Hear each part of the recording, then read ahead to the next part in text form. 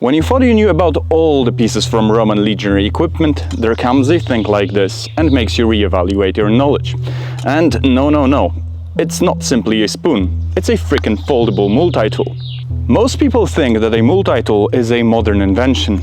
And to be fair, no one can blame them, since it's the inventions from the 20th century that pop up when you Google a phrase, first ever multi-tool. However, as it turns out, a multi-tool was invented by Romans nearly 2000 years ago, and similarly to concrete, was forgotten by humankind for centuries. Today, we will have a better look at it and all its parts. What I have here is a replica of an archaeological find that today can be admired in Fitzwilliam Museum in Cambridge, England.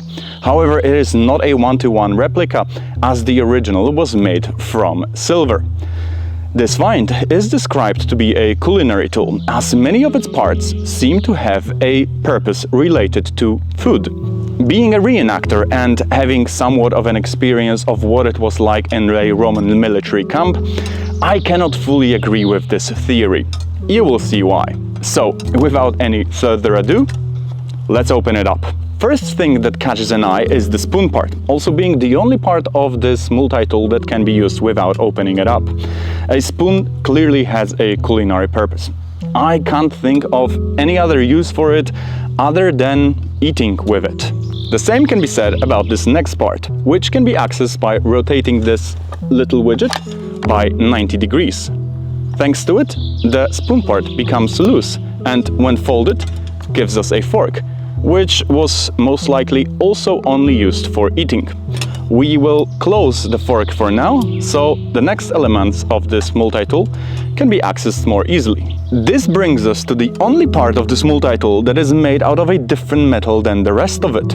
The part in question is an iron knife, which was certainly also used for cutting up food and such. However, in a military camp environment, a knife can be used for countless other things, such as fixing up olive lamp knots, leather straps preparation, and cutting up tent lines that might have swelled up from all the rainwater, which usually makes them hard to untie. Generally speaking, knife is one of soldiers' best friends. With the most obvious part out of the way, we can proceed to these three hidden little tools. What we have here is a pick or a skewer, a tiny spoon, and something that appears to be a hook. Driven by the idea that this was a culinary tool, the researchers think that this skewer was most likely used as a toothpick, and I think it makes a lot of sense. However, it also reminds me of one other tool used by Romans. A stylus, to be exact. A stylus was nothing more than a long piece of metal which was pointy at one end and flat at the other. And it was used for writing on wax tablets. The pointy part was used for writing, and the flat part was used for flattening out the surface so the wax tablet could be easily reused. With this, I personally think that the skewer and the tiny spoon, which we are going to discuss next, together formed a wax tablet stylus that was smartly integrated into this multi-tool. While on the topic of the tiny spoon, the more I look at the original, the more it seems that it was not a spoon at all. It was bent at the end and it was rather flat, making it even more likely to have been used as a part of a stylus, which we've just discussed. On the other hand, the professionals think that this spoon could have been also used for hygiene. To be precise, the main hypothesis out there claims it to be an earwax cleaner. I'm sorry, but I'm not buying this. So, is this the only part of our multi-tool that has no culinary purpose assigned to it? Well, not really. There's also an idea out there stating that this tiny spoon was used for administering spice or scraping out residual sauce, such as garum, out of bottles. Maybe. However, given how small the spoon is, that would have to be one hell of a strong spice or a super tiny bottle. Last but not least, the hook. This time we will begin with the mainstream theory for what it was. You won't be surprised to learn that this also has a culinary background. According to the researchers, this hook was used for scraping out meat out of mollusks such as snails and oysters, but also crustaceans such as lobsters. I personally have zero experience in eating such animals, so I can't really critically evaluate this claim. However, I once heard of a much more convincing theory to what this hook could be.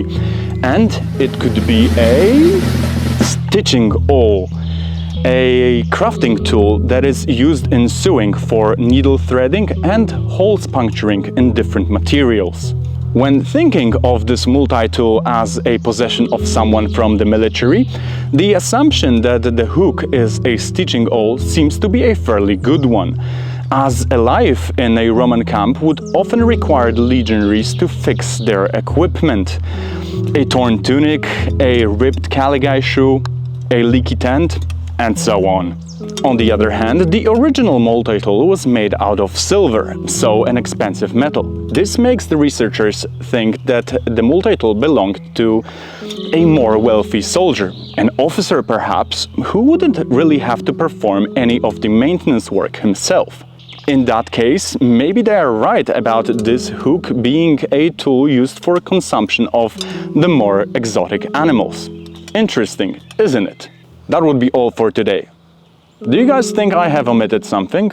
Or perhaps you have a theory of your own on what any part of this multi-tool was?